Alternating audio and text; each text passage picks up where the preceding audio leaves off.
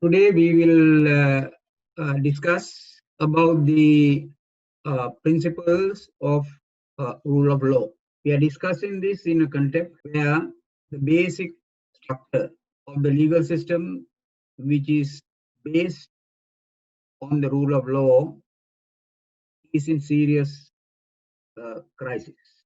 In the past, few decades ago, the Supreme Court has clearly stated in many cases that the rule of law is the binding thread of the legal system of Sri Lanka.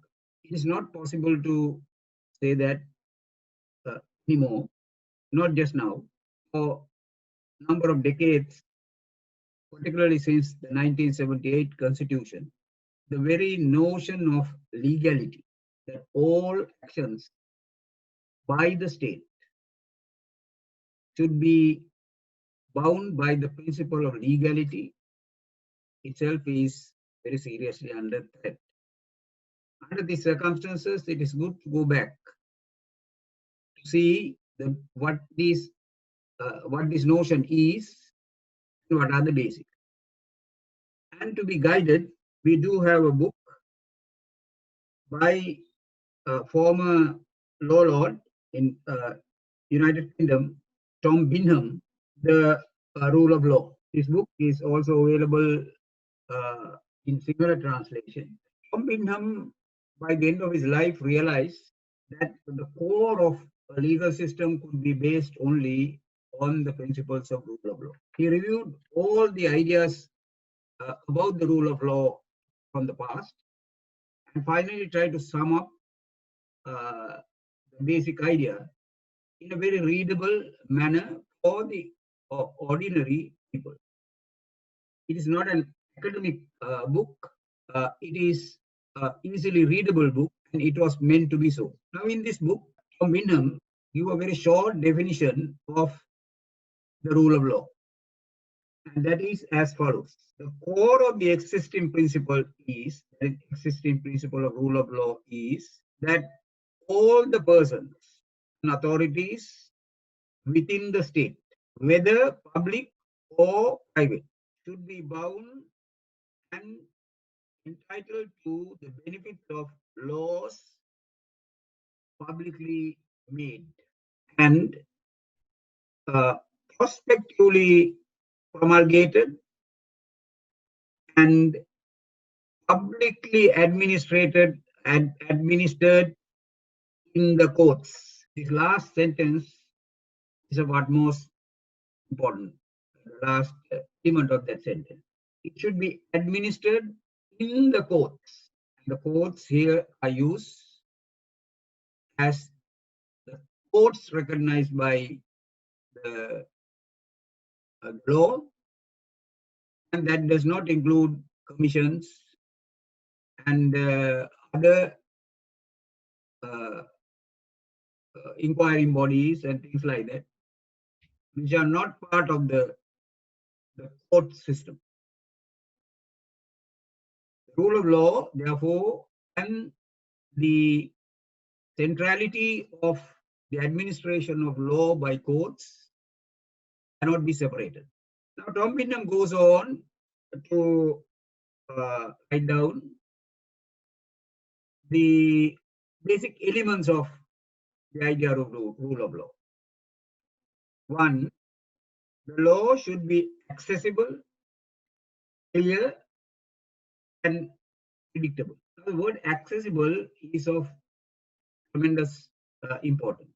Accessibility depends on the institutional framework within which the law is operated. Now, basic institutions involved in this are the policing system, which is a very, very foundational institution for the rule of law. The prosecutors department, which in Sri Lanka is exercised, among other things, by the Attorney General's department, and the courts. These should be accessible, meaning that there should not be any undue obstacles placed before anybody who wants to seek justice for what he or she thinks of violation of their rights. Now, accessibility requires, for example, that it should easily be accessible.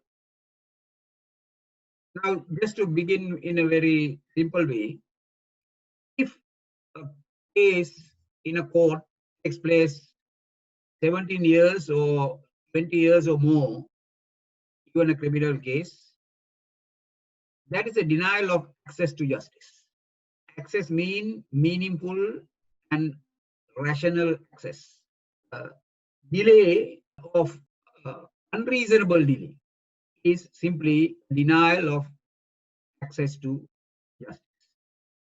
The same way, for the poor and those who cannot afford to pay the legal fees of lawyers, there has also to be a methods by which they are assisted to gain access to law without being hindered by such limitations. Many countries now has legal aid schemes. They are not namesake legal aid schemes, but very rational, very creditworthy systems where the lawyers who appear for these clients who cannot pay more or less get the same kind of fees as the lawyers that can. The principle around that is equality of arms. In a system like ours, the case is a contest. And if one side is so weak that they cannot fight, then there is no contest. That too is a denial of access. And the law cannot be ambiguous, it has to be very clear. Thirdly, it should be predictable. More or less reasonable person who knows the fact of the case must be able to say, well, under these circumstances, the ultimate outcome is more or less this. Because it's a rational, logical process. All logical arguments, more or less, you can say, well, if the premises are given like this, the conclusion is like that.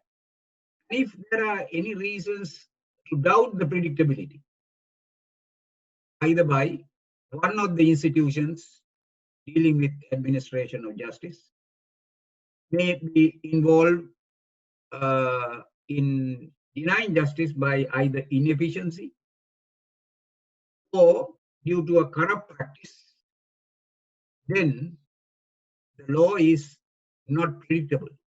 Anything can happen. And there is fear in the person goes to court that some extraneous circumstance may decide the ultimate outcome of this case. That is a denial of the first principle of the rule of law. The second principle is the questions of legal rights and liability should be decided by application of the law. The court is a place where law is applied. Why it is there is not like a arbitration or some kind of a settlement system in which people can just decide on the basis of whatever they think. Not even like the systems that existed during the times of kings and these those were called radalayas in the past, where they made decisions in terms of whatever they thought was okay. But the court of law decides on the basis of law. And that is very important. That is the principle of legality. That is, law of the land should apply equally, except when objective differences require differentiation. Law, everybody should is before the law same. There's some exception made for consideration of certain weaknesses of certain people. For example, people who suffer from certain disabilities may require some special arrangement. And the people who suffer from extreme forms of discrimination, like the Dalits in India, the Afro-American people in United States, indigenous people in Australia. Now they need a special protection. So the equality is not diminished, but equality is used in a way to ensure that in practical terms they are equal. So public officials should exercise their powers in good faith and not exceed their powers. This is very, tremendously important point, because the person who goes to seek justice should not feel any kind of bias or lack of good faith. If you go to a police station, make a complaint, if you fear that the other side may have influenced the police and that they may either not take your complaint or take it in a way to favor the other, then there is no faith that these people act in good faith. Good faith, of course, goes with the principle of rationality and that they should not exceed their power. The two principles of regarding exercise of power is that an officer of whichever category should exercise the duties assigned to him, and on the other hand, he should not do anything beyond what the law has allowed him. If this principle is strictly followed, there is a way to deal with corruption. When corruption enters into a legal process, both the idea of goodwill as well as the use of powers in excess takes place. 5. The law must protect fundamental rights. We are talking about people who in a nation are equal in every way before the law. All of them have rights by way of rights, not something that depends on the goodwill of an officer, whichever category.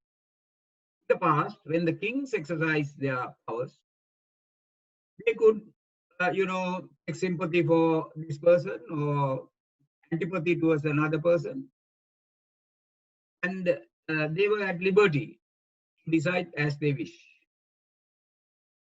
But within the framework of legal rights, there is no such liberty. Sixth principle is method should be provided at a reasonable cost to resolve dispute. Method should make it possible to deal with dispute reasonably. There is 20 years of delay in cases or any kind of unreasonable delay, then it is not only a matter of time, it is also a matter of cost. The people have to bear all those years. Also, this also shows that in terms of legal fees by lawyers, there should be some rational standards which will not make it impossible for people to seek justice. Otherwise, only those who can afford will have the benefit of justice, others will not. Seventh is that the educative process must be provided by the state, should be fair.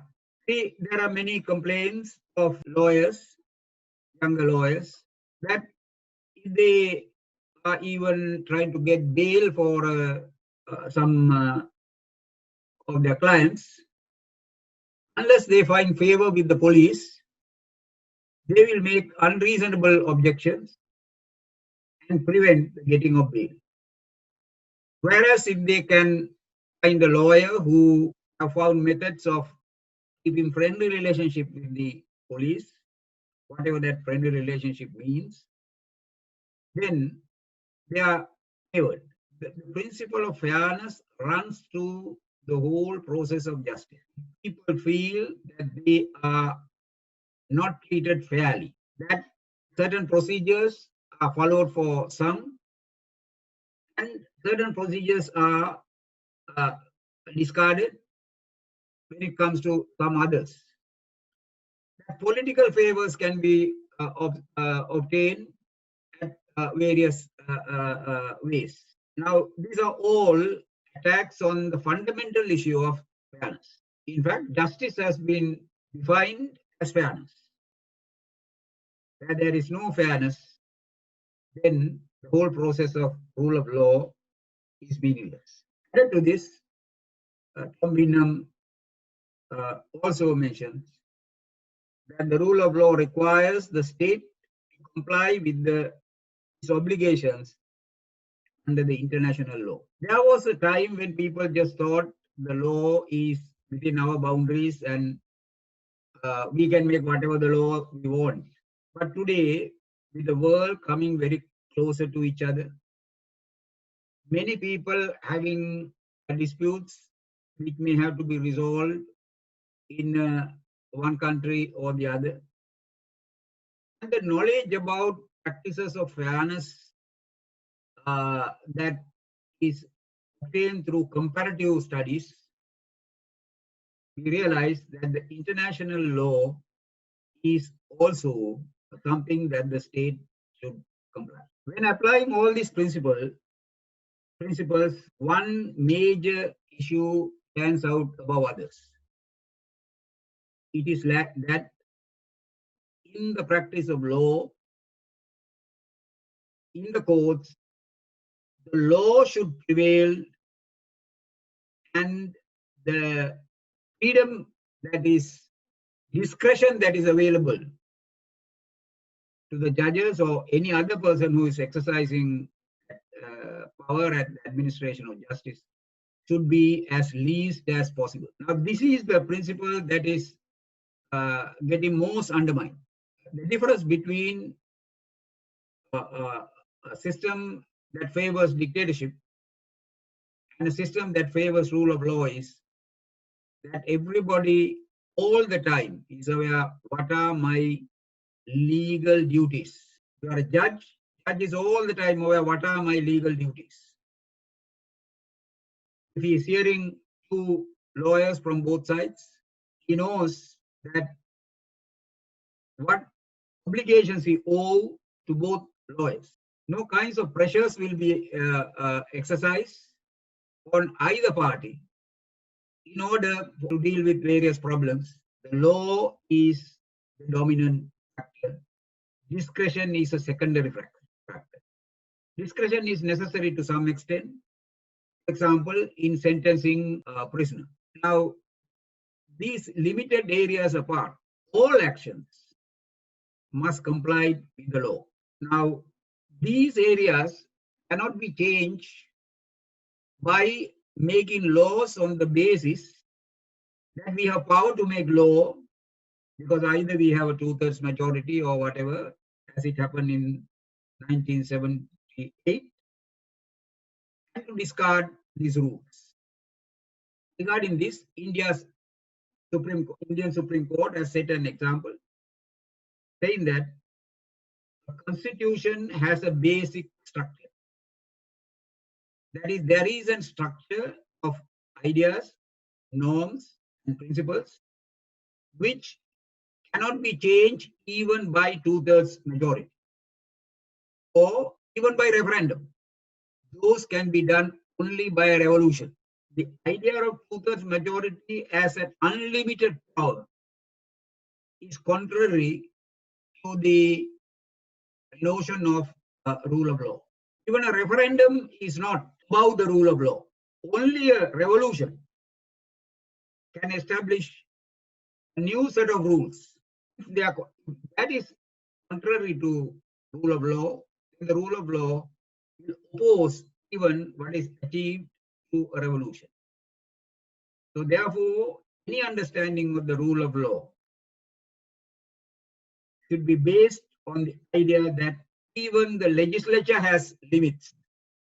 Supremacy of legislature does not mean that they can make anything they like into law. Fundamentals should not be touched. Basic structure has to remain. Indian Supreme Court has over and over again stressed this. And of course, in a more developed rule of law systems, that will never happen. Nobody will dare to say that the judiciary will have lesser power. The separation of powers doesn't exist. Nobody will say that because this is bringing down the building. So it is a time that there should be more serious studies on the rule of law. Unfortunately, even in our law colleges and universities, not much attention is given to inculcate the ideas of rule of law into the students. The reason perhaps is because the original ideas of teaching law started in the through the developed country experts and lecturers and teachers, or those who are trained there. And there, these things are well established principles.